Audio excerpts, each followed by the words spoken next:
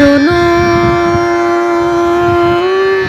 শোনো দিম্মা দিদার গল্প শোনো, শোনো শোনো গল্প শোনো, দিম্মা দিদার গল্প শোনো। আজকের গল্প গোপ্পী বউ।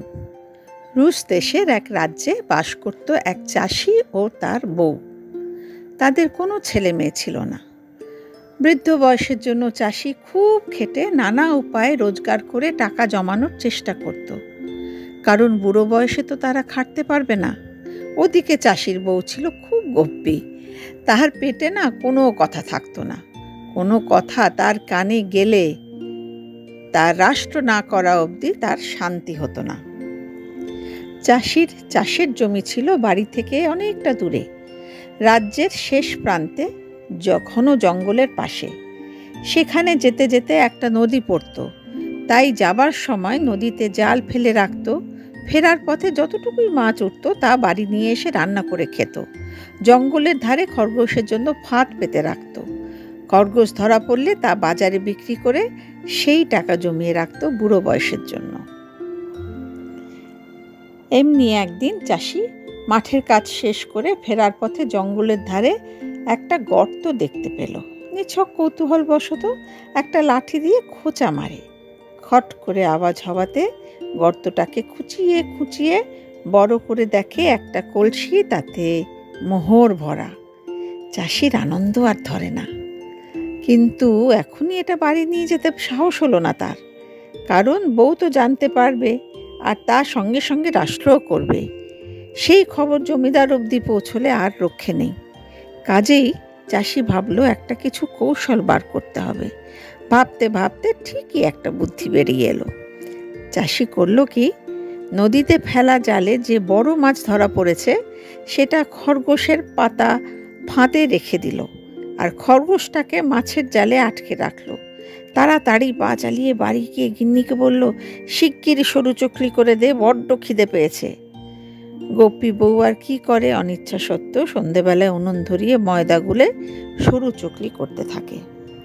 এদিকে চাষি একটা সরু চকলি খায় তো দুটো লুকিয়ে ব্যাগের মধ্যে রাখে। গোপ্পী বউ খুব অবাক। চাষিকে বলে, ওরে বাবারে, কি করে এত তাড়াতাড়ি খাচ্ছ? আমি তো পেরে উঠছি না বাবা। তখন চাষি বলে, শোন গিন্নি, তুইও পেট ভরে বেশি করে খেয়ে নে। জঙ্গলের ধারে আমি একটা কলসি মোহর পেয়েছি, খুব ভারী। দুজনে মিলে সেই গুপ্তধন নিয়ে আসবো। গোপ্পী বউয়ের চোখ তো কপালে। বলো কি, গুপ্তধন? চাষি বলে, চুপ, একদম চুপ, কেউ যেন জানতে না পারে। একটু অন্ধকার হতেই চাষি বউকে নিয়ে বেরিয়ে পড়ল গুপ্তধন আনতে। সেই জঙ্গলে যাবার দুটো রাস্তা ছিল, একটা খারাপ আর একটা ভালো, যেটা জমিদার বাবুর বাড়ির পাশ দিয়ে যেতে হতো। চাষি খারাপ রাস্তাই ধরল, যাতে তাড়াতাড়ি পৌঁছানো যায়। চাষির তো চেনা রাস্তা, তাই অন্ধকার থাকলেও চাষি দিব্যি জোরে জোরেই হাঁটতে পারছিল। কিন্তু গোপ্পী বউ অন্ধকারে ভালো দেখতে পাচ্ছিল না, তাই আস্তে আস্তে দেখে দেখে পা ফেলছিল। সেই জন্য চাষির থেকে অনেকটাই সে পিছিয়ে পড়ছিল। হঠাৎ দেখে রাস্তার গাছের উপর সরু চকলি ঝুলছে। অবাক হয়ে চাষিকে জিজ্ঞেস করে, হ্যাঁ গো, গাছে এত সরু চকলি কোত্থেকে এলো? চাষি বলল, ও মা, এক্ষুনি তো সরু চকলির বৃষ্টি হলো, দেখলে না? গোপ্পী বউ ভাবলো, রাস্তা দেখতে গিয়ে হয়তো সরু চকলির বৃষ্টিটা তার দেখা হয়নি। আসলে চাষি ব্যাগের সেই সরু চকলিগুলো গাছের উপর ছুটতে ছুটতে যাচ্ছিল। কিছু দূর যাবার পর চাষি গিন্নিকে বলল, দেখ তো গিন্নি, নদীর জালে কি মাছ ধরা পড়লো। গোপ্পী বউ নদীর ধারে এসে দেখে, কোথায় মাছ? এ তো খরগোশ। গোপ্পী বউ অবাক হয়ে বলল, জলে খরগোশ কি করে হয়? চাষি বলে, কেন হয় না, আজকাল সব হয়, খরগোশরাও জলে থাকে। এবার দেখ দেখি, জঙ্গলে পাতা ফাঁদে খরগোশ ধরা পড়লো নাকি। সেদিকেও তাকিয়ে দেখে বিরাট এক মাছ। এবার গোপ্পী বউ আরও অবাক হলো। চাষি নির্বিকারে বলে উঠল, অবাক হবার কিছু নেই রে বউ, মাছরাও ডাঙায় থাকে। মাছ আর খরগোশ নিয়ে গুপ্তধনের জায়গা থেকে মোহর ভরা কলসি বার করে বাড়ির পথে ওরা রওনা দিল।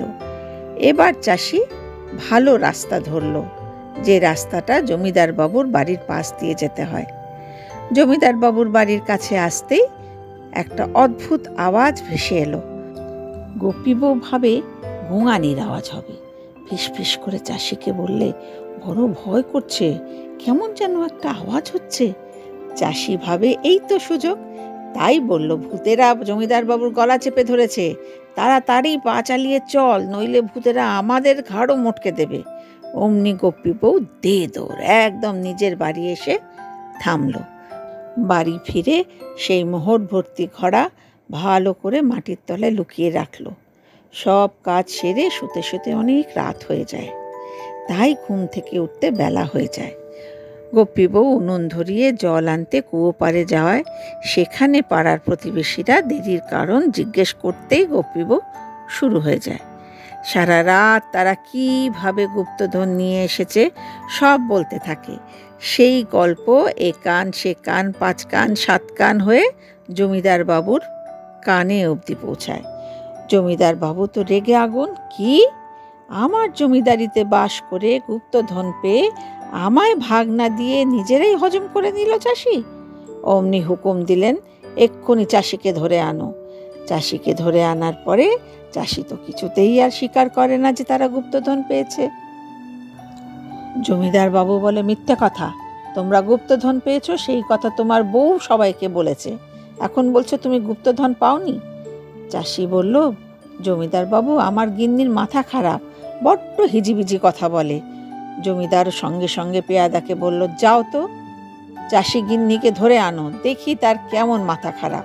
গোপী বউ আসার পরে গোপী বউকে জিজ্ঞেস করায় গোপী বউ বলল, হ্যাঁ জমিদার বাবু, আমরা জঙ্গল থেকে গুপ্তধন মাটি তলা থেকে তুলে এনেছি তো।